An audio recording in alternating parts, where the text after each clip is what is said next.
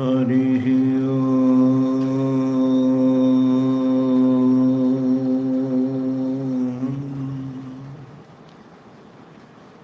ॐ वृन्दावनेश्वर मुकुन्द मनोज्ञवेश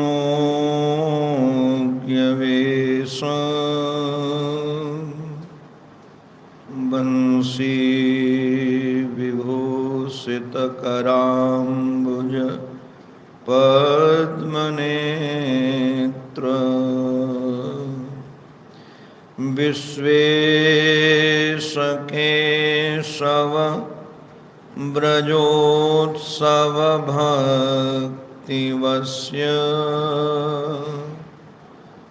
देवेश पाण्डवपते मम देहि दास्यम् पूर्णानन्ददया दृशादशदया शश्वत्प्रसादोदया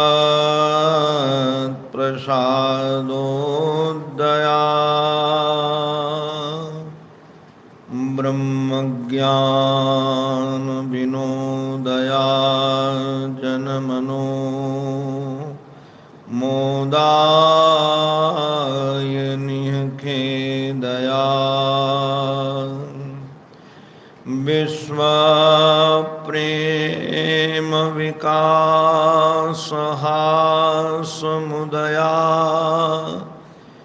त्रैलोक्यसम्पद्दया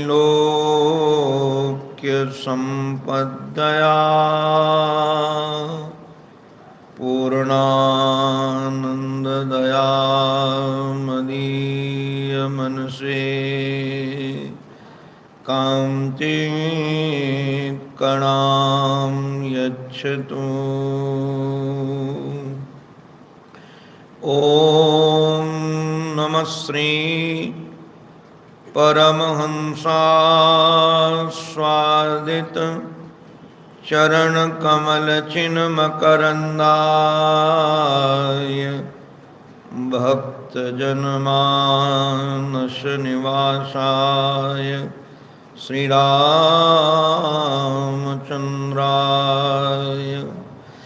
विश्वोत्सर्गविसर्गादि नवलक्षणलक्षितम् श्रीकृष्णाख्यं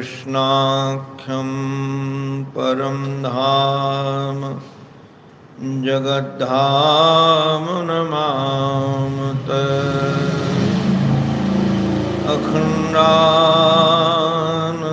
अखण्डानन्दबोधाय शिष्यसन्तापहारिणे सच्चिदानन्दरूपाय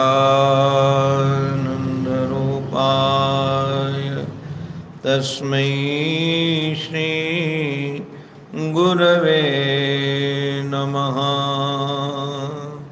तस्मै श्री गुरवे नमः। श्रीमन्नारायण नारायण नारायण श्री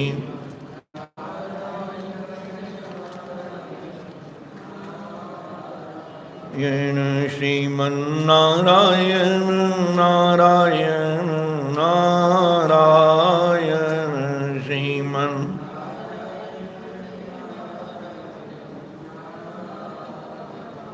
येन लक्ष्मी नारायण नारायण नारायण लक्ष्मी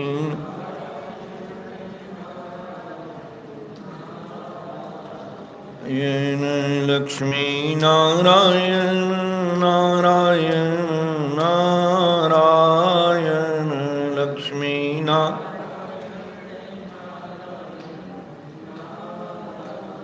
येन श्रीमन्नारायण नारायण नारायण श्रीमन्नारायण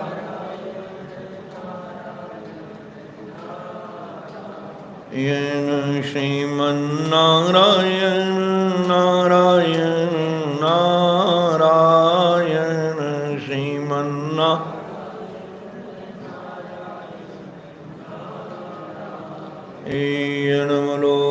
भक्तवत्सल भगवान की जय। सद्गुरुदेव भगवान की। श्री नृत्य गोपाल भगवान की जय। नमो महद्भ्यो ब्राह्मणेभ्यो नमो नमः।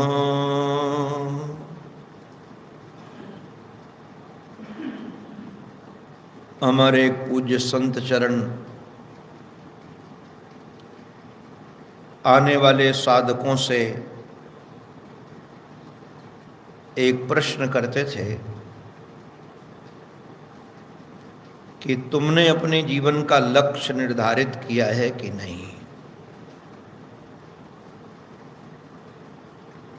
मेरे पास किस उद्देश्य से आए हो। यदि वो कोई संसार की चर्चा करता था तो महात्मा कहते थे ये सामग्री हमारे दुकान में नहीं है।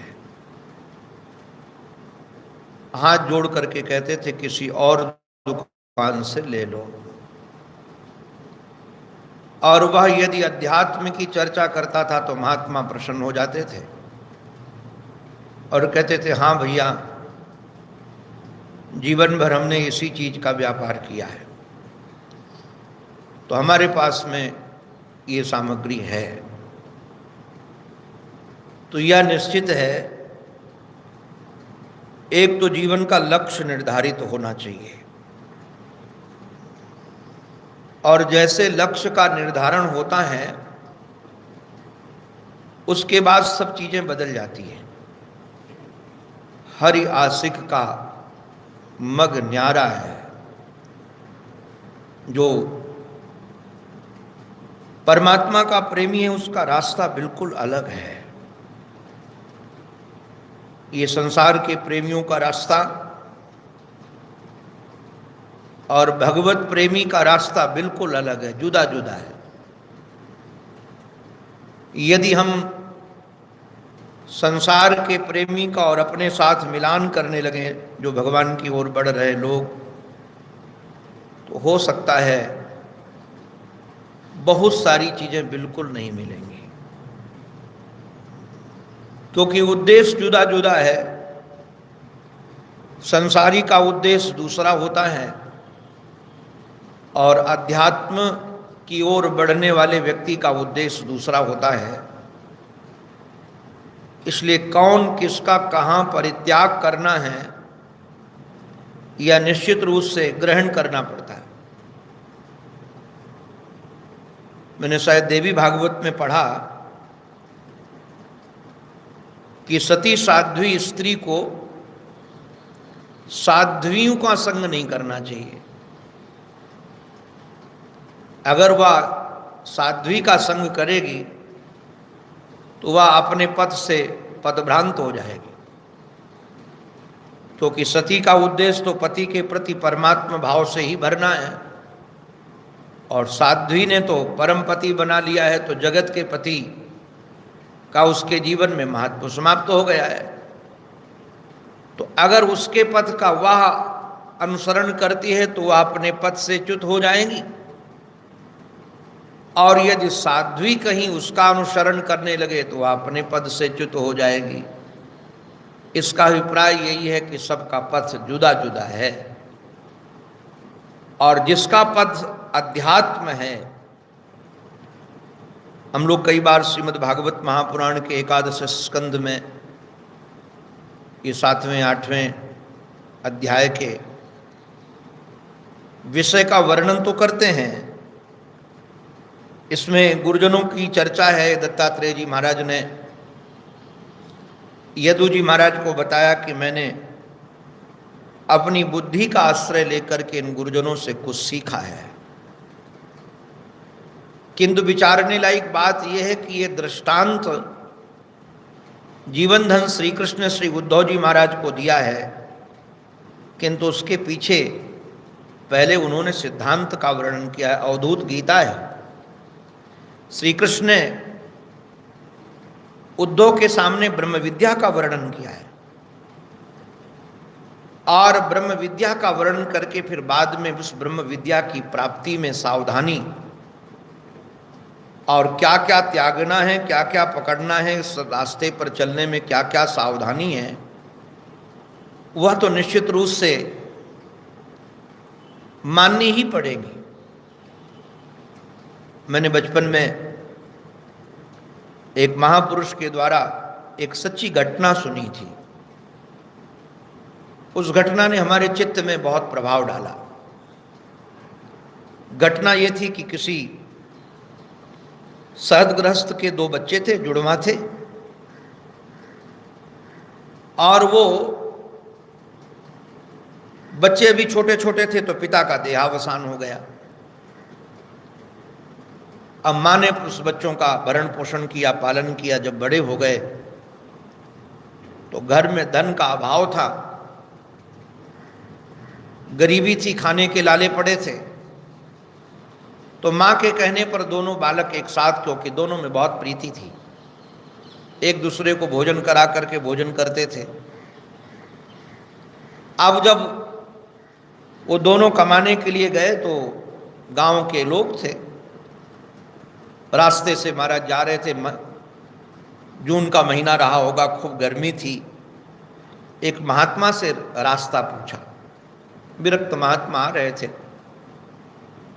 प्रणाम किया श्रद्धा से और कहा कि महाराज जी, हम दोनों भाई शहर में कमाने जा रहे हैं और रास्ता पता नहीं कहाँ से कैसे जाना है। महात्मा ने कहा 4 कोस ऐसे चले जाना, उसके बाद एक कुआं पड़ेगा, रास्ते में ही पीपल का वृक्ष है, उस कुएं में पानी पीना, बाल्टी आदि की व्यवस्था है, वहीं विश्राम करना। किंतु एक बात बता रहा हूं, उस पीपल के वृक्ष के ऊपर एक लाल कपड़े में जहर की पोटली है। तुम पानी तो पीना, किंतु उस जहर की पोटली को नहीं छूना, उधर मतलब मत रखना। बालक महाराज गए, दोनों जाकर के पानी पिए, विश्राम किए। छोटे की दृष्टि पड़ी। कथा बड़ी लंबी है, मैं संक्षेप में सुना रहा हूं। अब जैसे वो दृष्टि पड़ी तो छोटे भाई ने कहा कि गर्मी बहुत है। महाराज जी ने कहा कि इस पोटली में जहर है, किंतु हमको जहर से क्या लेना देना, गर्मी में कपड़ा बांधने के लिए इसका कपड़ा खोल ले पोटली से। और छोटा बालक चढ़ा भाई और उतारा तो बहुत वजन था उस पोटली में, और खोला जब पोटली को तो उसमें असरफिया बंधी थी। दोनों भाइयों ने कहा देखो कैसा घनघोर कलयुग आ गया है। ये महात्मा लोग अपना काम बनाने के लिए इसको जहर कह रहे थे कि जहर है, इससे मतलब नहीं रखना। तो दोनों भाई ने हंस करके कहा आप तो महात्मा चले गए और हम ले चलते हैं। महाराज दोनों लेकर के गए, जो धन आया तो दोनों की वृत्ति बदल गई। एक सोचने लगा कि बड़ा वाला मर जाए तो छोटे वाला सोचने लगा सब हमको मिल जाएगा, और बड़ा सोचने लगा छोटा वाला मर जाए तो सब धन हमको मिल जाएगा। और बाद में यही हुआ। छोटा वाला भोजन लेने गया था और कहीं शहर के बाहर बगीचे में बड़ा वाला विश्राम कर रहा था। उसके मन में खोट आई, उसने भोजन में जहर मिलवा दिया, और आने पर बड़े वाले ने पत्थर का प्रहार किया, वो मर गया। और बाद में जब भोजन खाया तो दोनों मर गए जी। यही जहर है। तो देखने में कई बार चीज़ें बहुत सुंदर लगती हैं, ध्यान देने लायक बात यह है, किंतु वह कैसे विष हैं और कैसे हमको अंधकार की ओर ले जा रही हैं, ये बात सावधानी की है। और यह अवधूत दत्तात्रेय जी महाराज के द्वारा बताई हुई बात है, और भगवान के द्वारा अपने सखा श्री उद्धव जी महाराज को बताई हुई बात है। भगवान श्री कृष्ण ने इस संसार में घुस कर के तमाशा देखा है। आपको बताएं, दूसरे अवतारों में लोग इतना घुसकर तमाशा नहीं देखे। हर संबंधों को श्री कृष्ण ने जिया है। मैं कई बार श्री कृष्ण का चित्रण करते करते, चिंतन करते करते, अभी कुछ समय मिलता है तो नंद नंदन पढ़ रहा हूं। हमारे महाराज जी के ही प्रेमी श्री चक्र जी के द्वारा लिखित है। तो मैं कभी कभी कभी वेदांत का विषय, कभी कुछ देखता रहता हूँ, क्योंकि उसमें रस मिलता है हमको स्वयं में, और रमण का हमारे विषय है वो। तो मैं देखते देखते, पढ़ते पढ़ते कई बार रोने लगता हूँ, कई बार हंसने लगता हूँ, और लगता है कि श्री कृष्ण ने पूरा घुसकर तमाशा देखा है और हर संबंधों को जानते हैं, हर से परिचित है। कोई अंग उनका अधूरा नहीं है, न बालकपन अधूरा है, न जवानी अधूरी है, और न कोई संबंध अधूरा है। सेवक को भी दिया, स्वामी को भी दिया, सखा को भी दिया, भाई को भी दिया, पिता को भी दिया, हर संबंधों को दिए। इसलिए उनके द्वारा ये बताई गई बात है, वो हमारे महर्षि की बात कई बार इसलिए ज़्यादा प्रमाणिक होती है, लोगों को सबको भाती है। महर्षि जो बोलते हैं ना, बोलने का जो महर्षि का ढंग है, वो इसलिए सबको भाता है कि वो गृहस्थ में भी रहे और गृहस्थ की बातें भी सब जानते हैं, और कब कहाँ किस बात का प्रयोग करना ये भी उनको पता है। तो वैराग्य की बात भी वो इतने प्रेम से कह जाते हैं, ऐसे ढंग से कह जाते हैं कि जो वैरागी नहीं है उनको बुरा नहीं लगता है। और हम लोग जो बचपन से महाराज गृहस्थ आश्रम में तो गए नहीं, पकड़ों के साथ रहे, नंगे बाबा जी के साथ रहे, भिक्षा मांग कर लाते रहे, तो हम लोगों को वो विद्या पता नहीं है। तो फक्कड़ी बात बोलते हैं तो एकदम खुल्लम खुल्ला बोलते हैं। तो अब वो संस्कार चित्त में पड़ा हुआ है, मन में वही रमण का विषय भी है, चिंतन का विषय भी है। तो श्री कृष्ण का जो बोलने का ढंग है वो बहुत अद्भुत है। तो हमारे श्री कृष्ण श्री उद्धव जी महाराज को कह रहे हैं कि निश्चित रूप से जिसे अध्यात्म विद्या चाहिए, और वह यदि स्त्री है तो पुरुष को देव माया द्वारा रचित ही मानना चाहिए,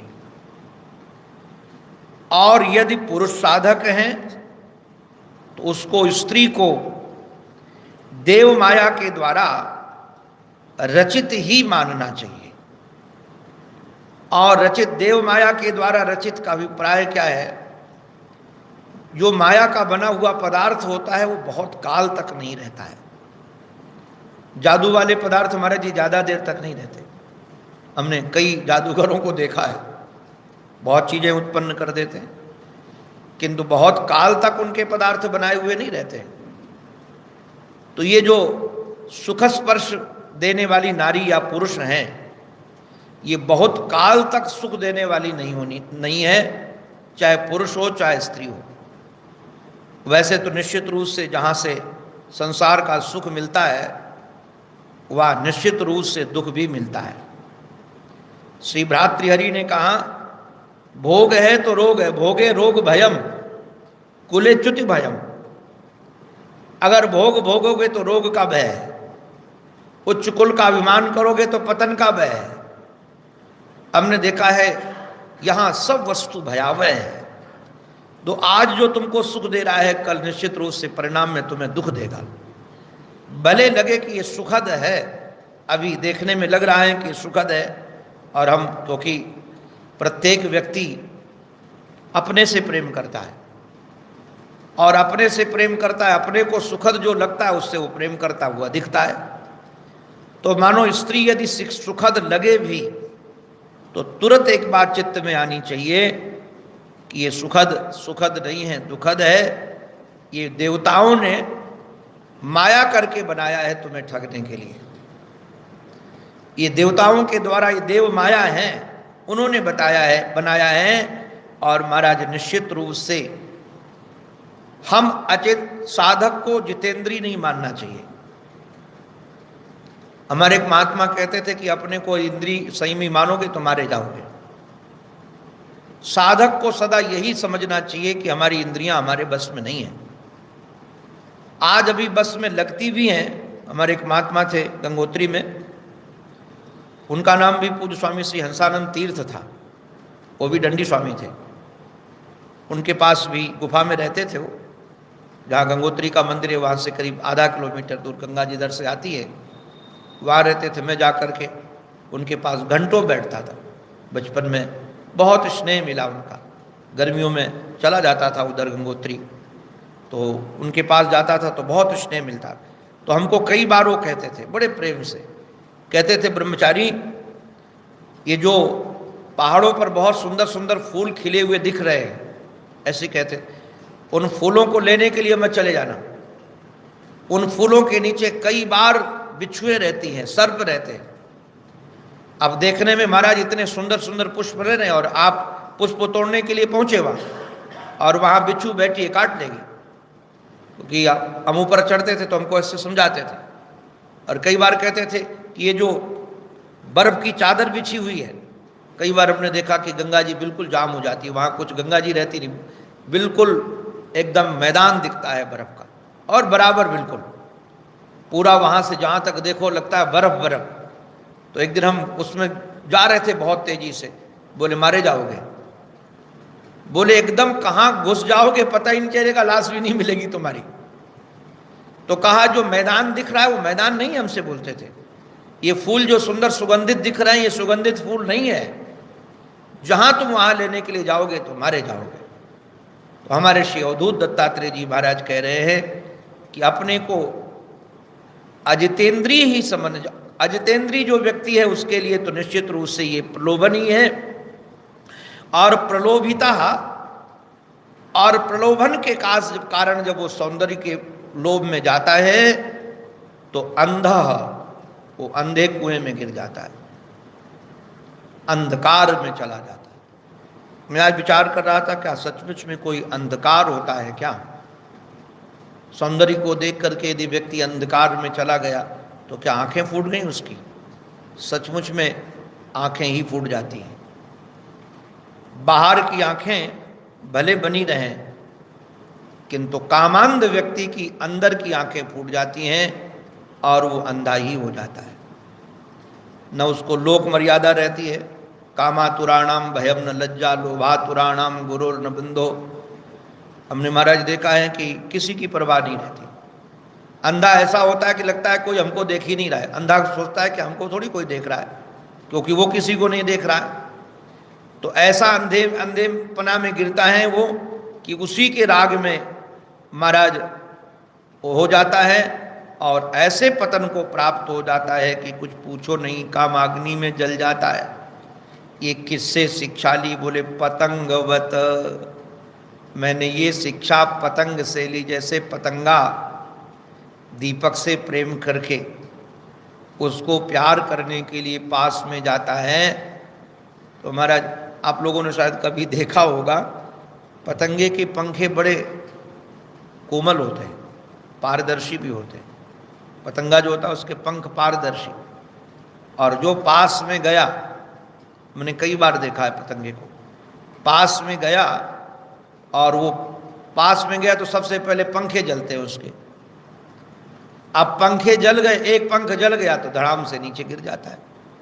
अब उड़ने का सामर्थ्य चला गया। तो मैं विचार कर रहा था कि संसार से पार जाने के लिए दो ही साधन ज्ञान वैराग्य के हैं, और ये महाराज जो गया तो एक पंख वैराग्य का नीचे जलकर गिर गया। अब ज्ञान का पंख बना भी रहे, ये तो बड़ा दुखदाई है और बड़ा कष्टदायी है, किंतु अकेले ज्ञान के वैराग्य क्या क्या उड़ेगा जी? वैराग्य का पंख तो उसका जल गया, और वैराग्य का पंख जल गया तो निश्चित रूप से उड़ने के काम का रहा नहीं। ऐसे जो सौंदर्य के महाराज चक्कर में फंस जाता है, निश्चित रूप से वह फिर जल जाता है, मर ही जाता है। एक श्लोक में तो हमारे श्री अवधूत ने एक बात और भी कह दी कि जो सौंदर्य को बढ़ाने वाले सामग्री हैं योषिद में, जैसे हिरण्य है, आभरण है, अंबर है, सोने के बढ़िया बढ़िया आभूषण, सुंदर सुंदर कपड़े, और महाराज ऐसे जो द्रव्य लगे हुए हैं, अच्छा द्रव्येषु माया रचितेषु मूढ़, जो इस माया में फंसता है निश्चित रूप से वो मूढ़ है जी। हमारे पूज्य स्वामी जी महाराज ने पहली बार करुणा करके यहाँ स्वामी गोविंदानी महाराज ने अनुग्रह किया। एक दिन हमसे पूछा, इन सब महापुरुषों ने हमें अध्यात्म की ओर बहुत बढ़ाया है, इन सब महापुरुषों के हम बहुत ऋणी हैं, कई बार हृदय गदगद हो जाता है इनकी करुणा का खेल समझ करके। तो एक दिन मेरे से पूछा इन्होंने, बहुत प्रेम से, मान जी महाराज की सेवा में थे, बैठे थे दोनों, तो बोले तुम महात्मा बनोगे कि गृहस्थ बनोगे? विद्यार्थी थे यहाँ। तो हमने कहा महाराज जी मेरी दशा तो बड़ी दयनीय है। बोले क्या दयनीय है? अब हमने कहा कि बचपन से साधुओं के साथ रहा हूं, तो सामीप्य दोष के कारण हमको साधुओं में बहुत दोष दिखते। अब तो नहीं दिखते, पहले बहुत दिखते थे। अब तो महाराज भक्तमाल ने बहुत अनुग्रह किया हमारे ऊपर, हमारे हृदय को संवारने का काम भक्तमाल ग्रंथ ने किया। बहुत चीज़ों में उसने हमारे हृदय को संवारा है। तो स्वामी जी ने कहा कि क्या दोष दिखते हैं? तो जो जो दोष दिखते थे हमको, पूज्य स्वामी हंसान जी महाराज में भी बहुत सारे दोष दिखते थे, ऐसे विरक्त महापुरुष में भी वो दोष भी हमने बताए। और हमने कहा कि एक बार महात्मा बनने का मन तो है, किंतु स्वामी जी डर बहुत लगता है। बोले किस बात का डर लगता है? हमने कहा कि कहीं पतित हो गए तो धोबी का कुत्ता, ना घर का ना घाट का। और हमारे पतन के हेतु बहुत है, कारण है हमारे पास। हमारी वासना भी कारण है कि कथा करने की भी वासना थी, और कई कारण हैं जो पतन के हेतु हैं। किंतु गृहस्थ आश्रम में जाना नहीं चाहता। बोले वहां क्यों नहीं जाना चाहते? हमने कहा बचपन से साधुओं के साथ रहा हूं और उधर मैं सफल नहीं होऊंगा। उधर के लोग हमको जचते नहीं हैं, उनका व्यवहार नहीं जचता। बचपन से आप सब संतों के चरणों में रहा। तो उन्होंने कहा फिर निर्णय क्या है? हमने कहा बस संशयात्मा विनश्यति, कई साल इसी में परेशान हूँ कि पतन का डर लगता है तो महात्मा नहीं बनने का मन है, और उधर की दयनीय दशा देखता हूँ तो उधर जाने का मन नहीं है। स्वामी जी ने कहा ये बीच का रहना ठीक नहीं। तो कोई ऐसा महात्मा है जिस पर आपकी निष्ठा है? हमने कहा और तो किसी पर निष्ठा हमारी है नहीं, पूज्य स्वामी हंसानंद जी महाराज पर है। तो बोले कि तुम उनके पास चले जाओ और उनको सारी बात बता दो, छुपाना नहीं। जो जो पतन का डर है वो भी बता दो, और जो कारण उधर न जाने का वो भी बता दो, और उसके बाद जो वो कह दे फिर उसमें नून नच नहीं करना। जो वो कह दे उसकी करने की तैयारी हो तो जाना, उसमें भी हमको महीनों लगे। फिर मैं स्वामी जी के चरणों में गया, निश्चय करना था। तो गंगा किनारे स्वामी जी बैठे थे, प्रणाम करके पूछा कहो श्रवण कैसे आए? वृंदावन में सब ठीक है। हमने कहा महाराज जी कृपा है, अपनी कुछ बात लेकर आया हूँ।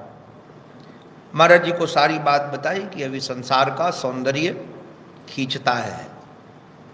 मैं ऐसा नहीं कह सकता कि मुझे वैराग्य है पूर्ण, सौंदर्य खींचता है, और महात्मा बनने का मन नहीं है अभी, क्योंकि यहाँ भी गड़बड़ दिखती है हमको। क्या क्या गड़बड़ दिखती सब बताया।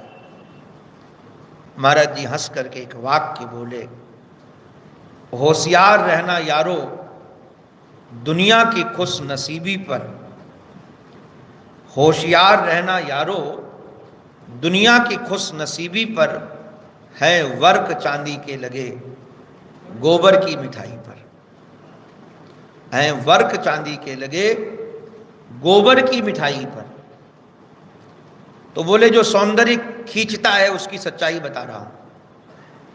हमारे अवधूत जी यही कह रहे हैं, योषित हिरण्य आभरण अंबर आदि, ये जो सौंदर्य खींच रहा है अथवा उसके पास द्रव्यादि का, ये माया रचितेषु मूढ़, ये सब माया से रचित है, वहाँ कोई सौंदर्य वंदर्य है नहीं।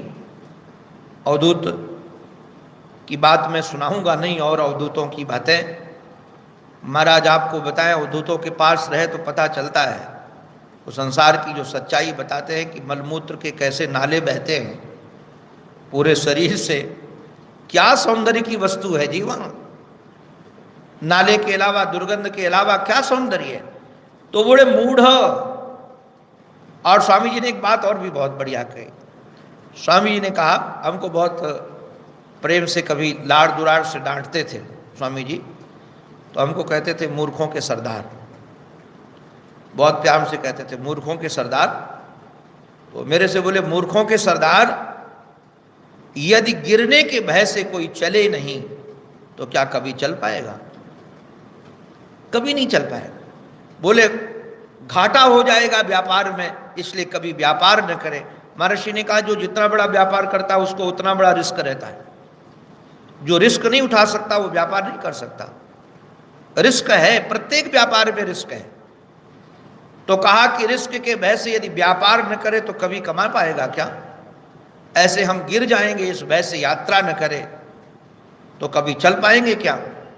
बोले कभी गिर भी जाना तो धूल झाड़ करके चल पड़ना, पड़े मत रह जाना। बोले गिरना उतना बुरा नहीं है, पहले तो साधक को गिरना नहीं चाहिए, सतर्क रहे, सावधान रहे। कहा गिरना उतना बुरा नहीं जितना फंसे रहना बुरा है, वहाँ पड़े रहना बुरा है, तो झाड़ कर चल पड़ना। और मैं तुम्हें आज्ञा देता हूँ, स्वामी जी ने कहा, मैं तुम्हें आज्ञा देता हूँ कि तुम अध्यात्म पथ में ही संन्यास पथ के पथिक बनना, उधर कभी नहीं जाना, तुम उसके लिए पैदा नहीं हुए हो।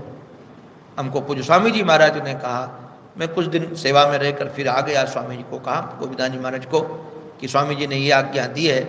तो स्वामी जी ने कहा फिर तो इधर ही बढ़ना है। तो कहने का अभिप्राय ये है कि वो मूढ़ व्यक्ति है। वैसे तो ये गाली है जी, जो ये संसार में फंसा हुआ है, द्रव्य में फंसा है, वस्त्र में फंसा है, सौंदर्य में फंसा है, महाराज ये द्रव्य आदि में फंसा, ये तो सब माया रचित है, इसमें फंसा हुआ है, वो बुद्धिमान नहीं है, वो मूढ़ है, मूढ़। और महाराज ये वैसे तो क्या कहें, गाली ही है। ये जो झूठे पदार्थों में फंसे हुए लोग कहाँ से बुद्धिमान होंगे? उसी को सब कुछ मान करके उसी में रचे पचे रह जाना, ये मूर्खता नहीं तो और क्या है? पूरा जीवन उसी में बर्बाद कर देना। ये प्रलोभितात्मा उपभोग बुद्धिया, ये जो प्रलोभात्मा, देखो एक बात बताएं, उपभोग बुद्धिया, ये भोगने युक्त लायक है ये बुद्धि। इससे हमको स्पर्श का सुख मिलेगा, इससे हमको महाराज भोजन का सुख मिलेगा।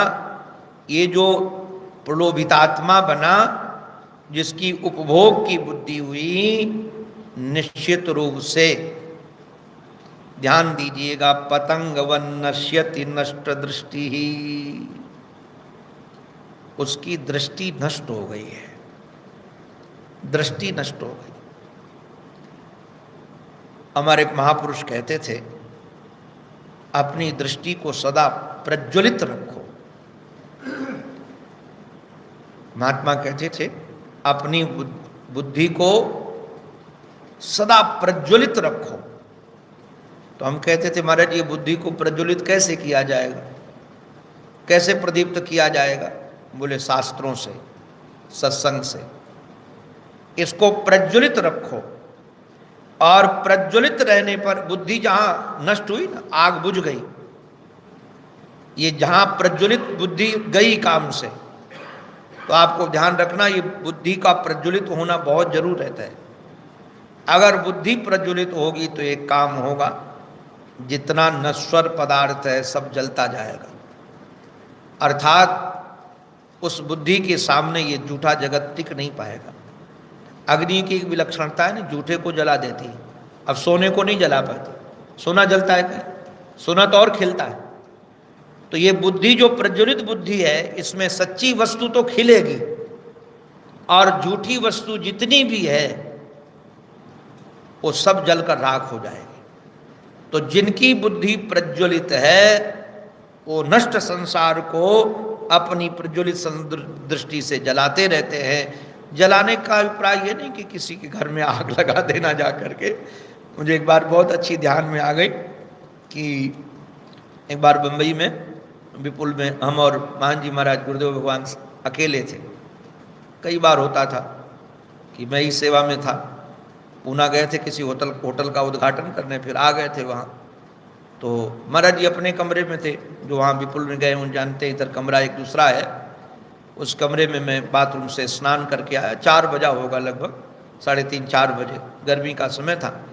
स्नान करके आया और मस्ती में था, और मैं गुनगुना रहा था खिड़की तरफ देख करके, मस्त राम मस्ती में आग लगे बस्ती में, मस्त राम मस्ती में आग लगे बस्ती में। हमको पता नहीं चला कब मान जी आ गए और आकर पीछे खड़े होकर, क्यों रे, हंस के बोले, क्यों रे, तेरे बाप की बस्ती है? तो हमने कहा नहीं। तो बोले तू क्यों आग लगा रहा है उसमें? अरे जो अपनी बस्ती, महाराज अपनी बस्ती हो तो उसमें लगाई जा सकती है आग। मस्तराम मस्ती में आग लगे बस्ती में ऐसा मत बोला करो, बस्ती तुम्हारे बाप की है जो जला दोगे उसको। हमने कहा नहीं। तो कहा क्या बोले? बोले बोलना हो तो ये बोला करो, मस्तराम मस्ती में आग लगे हमारी गिरस्ती में। वो कहते थे बोलो आग लगे हमारी गिरस्ती में। अरे बस्ती तुम्हारे बाप की है भाई, तो दूसरों के घर में आग लगाने के लिए नहीं जाना। जो हमारी बनाई हुई बस्ती है, जिसको हम अपना समझ रहे हैं, वह प्रज्वलित दृष्टि से उसमें जलाना है। अगर ध्यान देने लायक बात यह है, ये समझने लायक बात है, अगर हम दूसरे से बहिरंग दृष्टि से जलाने के लिए जाएंगे तो गड़बड़ है।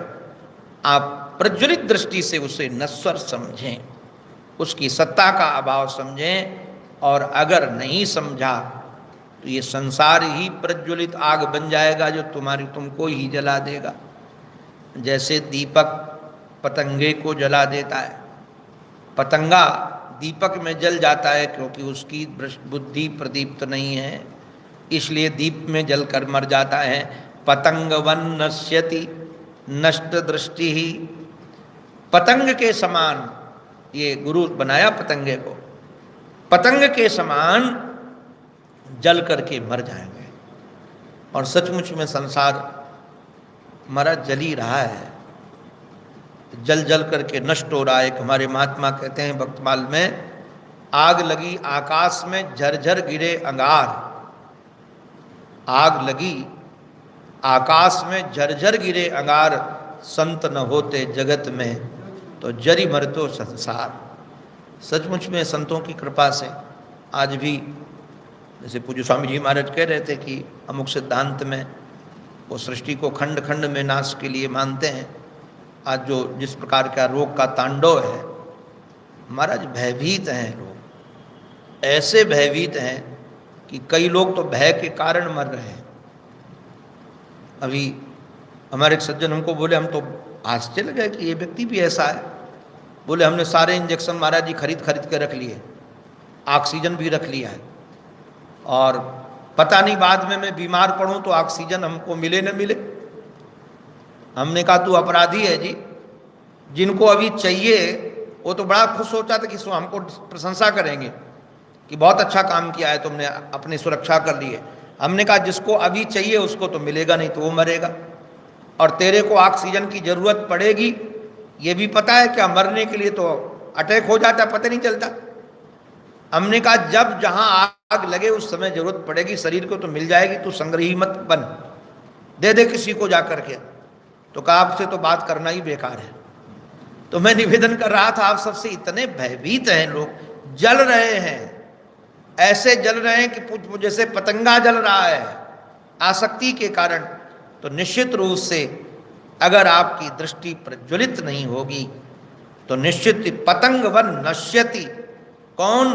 बोले नष्ट दृष्टि, जिसकी अब पतंगे की वैसे तो दृष्टि है तभी तो दीपक के पास गया है, किंतु जिसको संसार में सत्यत्व की बुद्धि है उसकी बुद्धि प्रज्वलित नहीं है।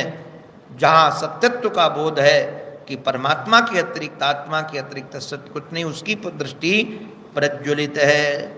अब इन्होंने एक बहुत वृत्ति महात्माओं में बड़ी प्रचलित है। और आजकल तो थोड़ी परंपरा जा रही है युग धर्म के आधार पर, नहीं तो पहले महात्मा लोग आते ही साधक को कोई अटैच बाथरूम कमरा नहीं देते थे। हमारे यहाँ महाराज जी के यहाँ भी लोग भिक्षा मांग मांग कर खाए, कमरे नहीं थे, स्वामी जी बताए भिक्षा मांग के खाते थे, वही स्थान था। इसलिए महाराज पहली पंक्ति में सब अध्यात्म के पिपासु लोग निकले, अध्यात्म के पिपासु। और अब हम लोगों की पंक्ति में सब आश्रम के पिपासु हैं जी। आश्रम का पद चाहिए, आश्रम का अमुक चाहिए, आश्रम का अमुक चाहिए, सुविधाएं आश्रम की चाहिए, हमारा अधिकार है। अरे बाबा संसार तो मिलेगा किंतु अध्यात्म नहीं मिलेगा। तो ये जो शिक्षा ली है ये हमारे बड़े काम की। स्तोकम स्तोकम ग्रसेद ग्रासम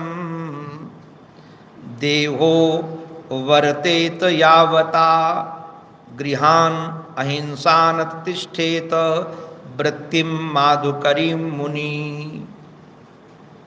जो मननशील महात्मा है, मुनि है,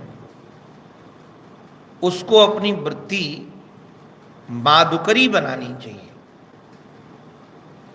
ये मधुकर से शिक्षा ले रहे हैं, भ्रमर से। कैसी माधुकरी वृत्ति? देखो साधु को वैसे तो भिक्षा मांगने जाए 5 या 7 घर मांगने की छूट है, उसमें से भी एक घर से नहीं लेना चाहिए। भिक्षा का नियम है। भगवत कृपा से हमने कई साल भिक्षा मांगी। जो अभी कैलाश आश्रम के महामंडलेश्वर जी महाराज हैं, पूज्य स्वामी श्री दिव्यानंद जी महाराज, पहले विद्यानंद जी महाराज थे, अभी दिव्यानंद जी हैं। हाँ, दिव्यानंद जी महाराज। तो मैं उनके साथ पढ़ाई के कारण चतुर्मासा किया, तो 4 महीने उनके साथ रहा, तो भिक्षा करके ही लाता था। यहाँ आने के पहले, क्योंकि उनसे पढ़ रहा था पूज्य स्वामी जी महाराज से। अब मैं तो सफ़ेद वस्त्रों में था, बालक ही था, तो सब महात्माओं के साथ जितने उनके महात्मा पढ़ने वाले थे सब भिक्षा के लिए निकलते। महाराज जी भी जाते थे कमंडल लेकर के। तो देहरादून के पास में, देहरादून मसूरी के पास में एक आश्रम था, ऋषि आश्रम, उसमें रुके थे। कोई पंजाब के महात्मा का था वो आश्रम। तो मैं भिक्षा मांगने के जाऊं तो एक माता जी ने देख लिया, अवस्था छोटी थी, 17-18 साल का रहा हूँगा, 16 साल का हूँ, 17 साल का। तो माता जी बड़े प्रेम से हमको बुलाई और बुला करके बोले तुम मेरे से ही ले जाया करो, तुम और कहीं मांगने मत जाया करो।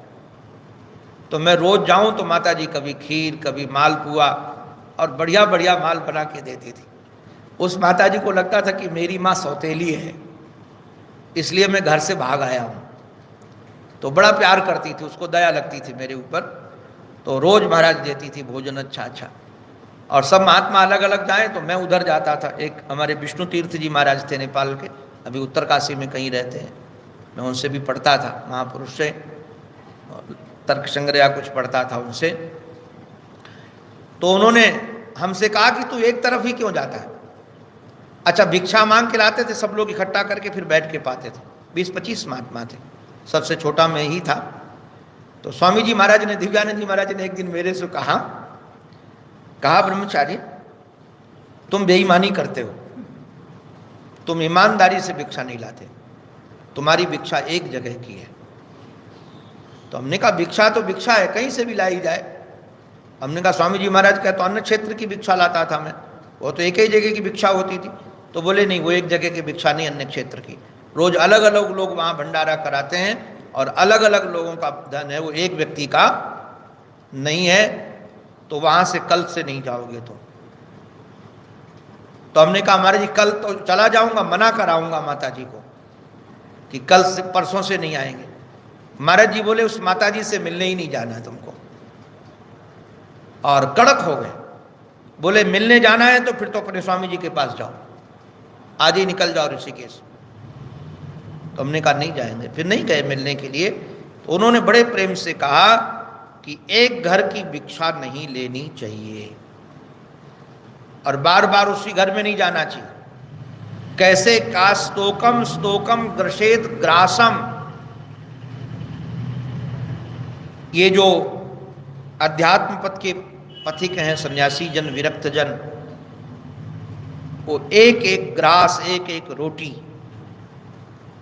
एक रोटी यहां से ले ली, एक रोटी वहां से ले ली। कारण क्या है? एक व्यक्ति पर बोझा बनना नहीं है। एक रोटी तो देने के लिए यहाँ तो बहुत कम लोग हैं जिन्होंने भिक्षा मांगी। हमारे पूज्य स्वामी जी महाराज तो सुखी चुई में जहाँ आश्रम वहाँ तो भिक्षा की ही वृत्ति है। मैं वहाँ कथा करने गया तो बहुत वर्ष पहले, तो वहाँ की वृत्ति हमने देखी। तो भिक्षा की जो वृत्ति है, तो भिक्षा जो लेकर के खाए हैं उनको पता है। कई बार क्या होता है कि घर में गरीब व्यक्ति है, अब साधु पहुँच जाए तो खाने को इतना ही होता है जितना उसने बनाया है, उसके बाद है नहीं। अब साधु आया है, श्रद्धा है साधु के ऊपर, वो सोचता है कि अगर नहीं देंगे तो कहीं साधु नाराज ना हो जाए हमसे। लोग महाराज, ग्रस्त लोग बहुत डरते भी हैं साधुओं से, और उनका श्राप ना लग जाए हमारे ऊपर। कई बार श्रद्धा भयजन्य होती है। ये भयजन्य जो श्रद्धा है कि श्राप ना लग जाए, साधु को न दे, तो अपने घर में नहीं होता तब भी उसके बाद भी सब उठा के दे देते, महाराज जी ले जाओ। अब उनको कष्ट हुआ कि नहीं हुआ? इसलिए कहते ग्रहण अहिंसान अतिष्ठित। अहिंसा नहीं, ये हिंसा हो गई एक प्रकार की। एक जगह से भिक्षा ली तो ये हिंसा हो गई, और सन्यासी को किसी की हिंसा नहीं करनी है। महाराज कितनी सूक्ष्म वृत्ति है ये। जब तक वृत्ति सूक्ष्म नहीं होगी तो वह सूक्ष्मात्म सूक्ष्म ब्रह्म पर वृत्ति कहाँ जाएगी जी? हमारी स्थूल वृत्ति लेकर के हम कहाँ उस सूक्ष्म को प्राप्त कर पाएंगे? केवल वो जमानी जमा खर्च जरूर हो जाएगा, वहाँ वृत्ति कैसे लगेगी? ऐसी सूक्ष्म दृष्टि हो कि यहाँ भी हिंसा होती है। बिल्कुल महाराज, ग्रास देहो। अच्छा, कब तक लेना है? बोले जितना शरीर की आवश्यकता हो। देहो वर्तेत यावता, जितने से पेट भर जाए। सबका पेट अलग अलग ढंग से, किसी का एक रोटी में, किसी का 2 रोटी में, किसी का 4 रोटी में भी। तो जितनी आवश्यकता हो। हमको महाराज कई बार आश्चर्य लगता है, क्षेत्र आदि में बहुत जगह से लोग रोटी लेते हैं, खाते नहीं, बंदरों को खिलाते हैं। तो अगर उनसे कहो तो बोले बंदरों को कौन खिलाएगा? हम लोगों ने बंदरों को खिलाने का ठेका ले रखा है भाई। ये ठेका तो सारा भगवान का है जी। हमने कुत्तों को खिलाने का ठेका ले रखा है। अगर ये ठेका ही लेना तो फिर मांग के काहे को खिलाना? जाओ नौकरी करो, मेहनत करो, मजदूरी करो, और मजदूरी करके जो इकट्ठा हो फिर उसको सबका ठेका लो। अरे ये दुकरी वृत्ति तो इसलिए है नारायण कि जो अध्यात्म के पथ में लगे उनके पास समय दूसरी जगह लगाने का नहीं है। हमारा समय खराब न हो, हम उतनी देर ब्रह्म विद्या का चिंतन करें, अध्यात्म का चिंतन करें। इसलिए जाकर भिक्षा लेकर के हम आ गए। अब भिक्षा को ही व्यापार बना लिया जाए तो इससे ज़्यादा दुर्भाग्य और क्या हो सकता है? आजकल सब लोग भक्ति को व्यापार बना लिया, सत्संग को व्यापार बना लिया, भिक्षा को व्यापार बना लिया। अब इस व्यापार से संसार तो मिलेगा, इस व्यापार से भगवान तो मिलने वाले नहीं। जिस उद्देश्य के लिए क्रिया थी उस क्रिया से ही हम छूट गए। तो कितना लें अपने लिए? बोले जितना शरीर की आवश्यकता हो। किंतु स्तोकम स्तोकम ग्रसेत ग्रासम। आहा, हमारे महाराज जी ने एक बात बहुत अच्छी कही। महाराज जी कहते ये मधुकर को, भ्रमर को जो गुरु बनाया, इससे एक और सीखने लायक बात है। क्या सीखने लायक बात है? वो अलग अलग पुष्प से पराग लेता है। तो क्या पुष्प का रंग देखकर पराग लेता है कि पीले पीले से ही लेंगे या लाल लाल से ही लेंगे? हर ढंग के पुष्प से पराग ले लेता है। अच्छा, उसके पराग लेने का ढंग है, गजब का ढंग है। गजब का ढंग यह है कि पुष्प की हानि नहीं होती, न उसके पत्ते खराब होंगे, न पंखुड़ी खराब होगी, हिंसा नहीं होती उसमें, बिल्कुल हिंसा नहीं करता हूं, बिना हिंसा के, और ऐसे ढंग से लेता है, न रूप से न रंग से उसको लेना देना। हमने तो हमारा देखा है कि कई औषधियां ऐसी हैं कि जिसके पुष्प से दुर्गंध निकलती है, हमने ऐसे पुष्प देखे हैं, किंतु उस पुष्प का भी पराग ले लेता है वो, केवल सुवासित पुष्प से नहीं, सब जगह से पराग ले लेता है, और उसकी हिंसा भी नहीं होती है। छोटे छोटे लेना हमने महाराज देखा है कई। और ये वृत्ति आपको क्या कहें, लोगों को पता नहीं, छोटी छोटी चीज संग्रह से भी बहुत हो जाती है। हमको किसी ने बताया, मैं तो कभी मिला नहीं हूं, ना कभी देखा उनको, उनके बारे में सुना है। मथुरा के पास में जो बाबा जी थे, जय गुरुदेव, जय गुरुदेव, वो कहते महाराज जी 10 रुपया लेते थे एक व्यक्ति से, 1 रुपया। अब बताओ, 1 रुपया ही, और 1 रुपया लेकर के करोड़ों लोग हैं उनके जी। आप जरा विचार करो, 1-1 रुपया यदि करोड़ व्यक्ति ने दिया एक दिन में, एक रुपया यदि व्यक्ति निकाले अपने गुरु जी के लिए, तो करोड़ रुपया एक दिन में आ गया, और कितना बड़ा संग्रह हो गया। तो अब भिक्षा के लिए इस संग्रह दूसरे के लिए नहीं करना है। वो हमारे महाराज जी ने कहा, एक बार जगह बताया कि गीता प्रश्न में कई लोग आते थे रुपया देने के लिए, तो कहे तुमसे बस इतना ही लेंगे।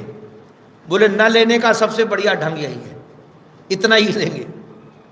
और इससे एक बात और भी है, अब तो बहुत दिन से कथा के क्षेत्र में हैं तो हमको पता है, ये जो कम कम लेना होता है, व्यापारी लोग इस बुद्धि को लगाते हैं, थोड़ा थोड़ा लेना, इससे बहुत लोग जुड़ जाते हैं, बहुत लोग जुड़ जाते हैं, वो व्यापार अलग हो गया, किसी की हानि भी नहीं होती, और सबको लगता है कि हमारा इसमें धन लगा हुआ है।